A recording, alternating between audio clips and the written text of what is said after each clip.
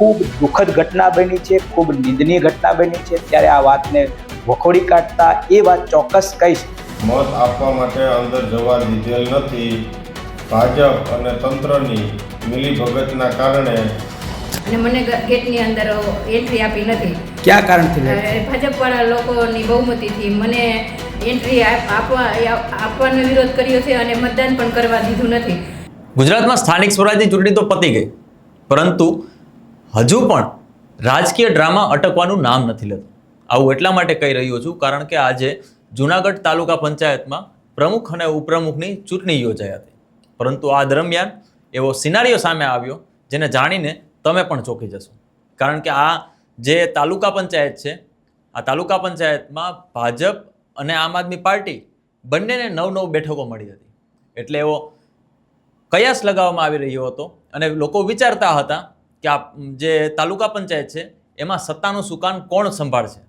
પરંતુ આજે જે ડ્રામા સર્જાયો તે જાણવો તમારા માટે પણ ખૂબ જરૂરી છે। શું છે સમગ્ર ઘટના અને શું ડ્રામા યોજાયો તેની ચર્ચા કરીશું। નમસ્કાર, હું સમ્રાટ અને તમે જોઈ રહ્યા છો ચક્રવાત।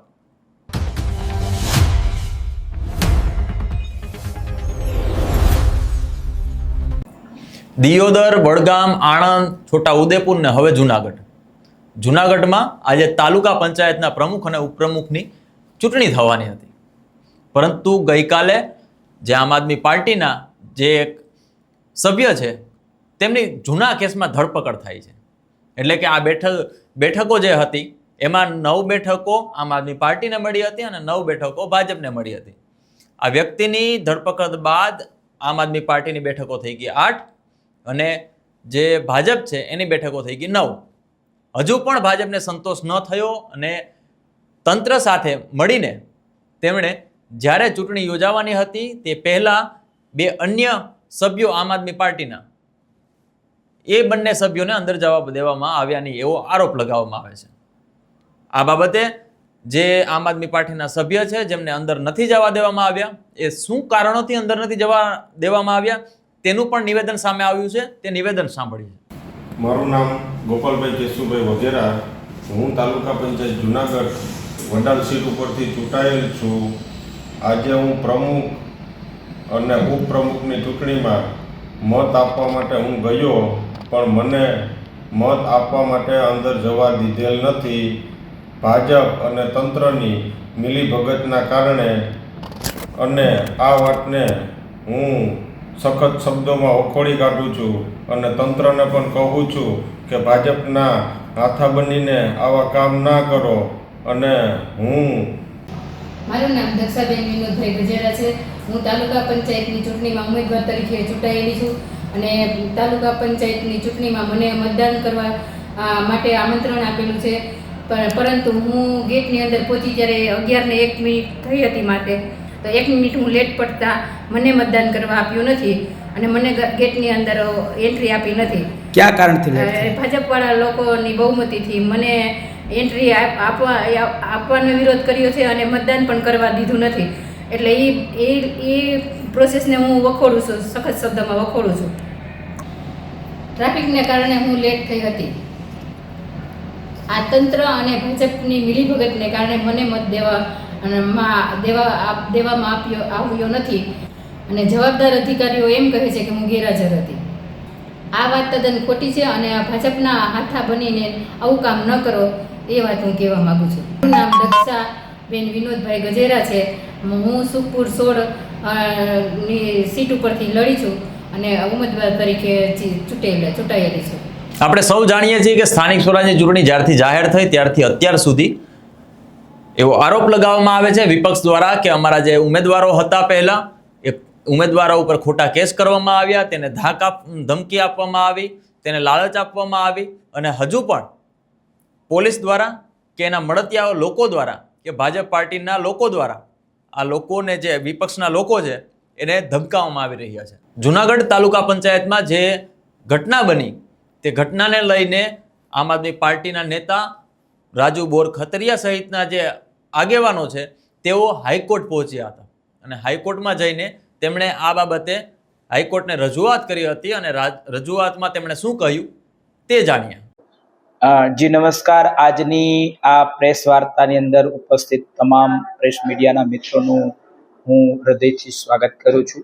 આજે આ એક મહત્વના મુદ્દાઓ પર પ્રેસને સંબોધી રહ્યો છું કે મુદ્દો એવો છે કે જે સ્થાનિક સ્વરાજ્યની ચૂંટણી થઈ એમાં આપણા અહીંયા જુનાગઢ તાલુકા પંચાયતની અંદર ભારતીય જનતા પાર્ટીના 9 સભ્ય અને આમ આદમી પાર્ટીના 9 સભ્ય ચૂંટાણા હતા. ત્યારે આ ચૂંટણી આજે 25 તારીખના રોજ યોજાવાની હતી. ત્યારે અમારા એક તાલુકા પંચાયતના સભ્ય સંજયભાઈ પાઘડા, જે બગડુ તાલુકા પંચાયત સીટ ઉપરથી ચૂંટાણા છે, એમને એક જૂના ખોટા કેસ ઉપર એને પકડી પોલીસે અરેસ્ટ કરી અને એમને પોલીસ હવાલે રાખવામાં આવ્યા છે, એને અરેસ્ટ કરવામાં આવ્યા છે. ત્યારે આ એક લોકશાહીની અંદર, લોકશાહીની ઘટનાની અંદર ખૂબ દુઃખદ ઘટના બની છે, ખૂબ નિંદનીય ઘટના બની છે. ત્યારે આ વાતને વખોડી કાઢતા એ વાત ચોક્કસ કહીશ કે આમ આદમી પાર્ટીના જે સનિષ્ઠ કાર્યકર્તાઓ છે, સનિષ્ઠ જે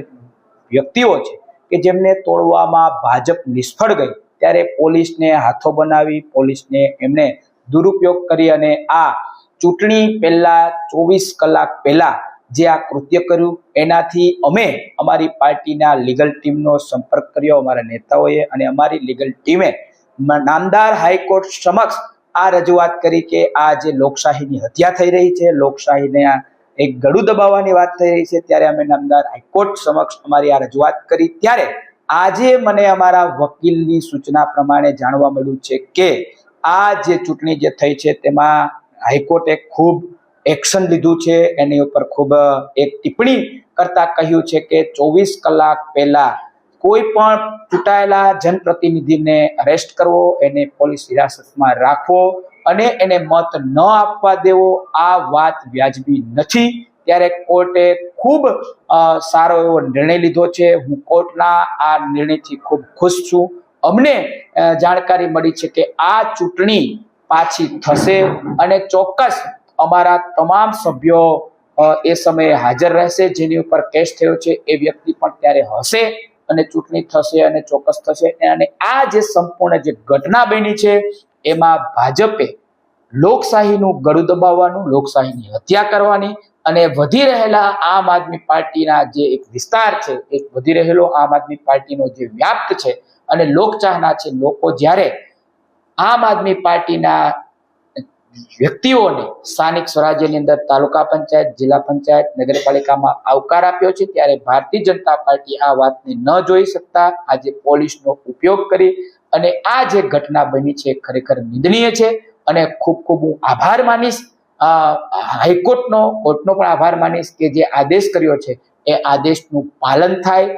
વહેલી તકે આ ફરી એક વખત ચૂંટણી થઈ અને તંત્રને પણ વિનંતી કરું છું કે કોઈ પણ જાતના કોઈ પણ ભેદભાવની અંદર આવ્યા વગર આ ચૂંટણી વહેલી તકે કરવામાં આવે અને કોર્ટનો જે હુકમ છે, કોર્ટનો જે નિર્ણય છે એ નિર્ણયને માન્ય કરી અને ચૂંટણી થાય એવી અપેક્ષા રાખું.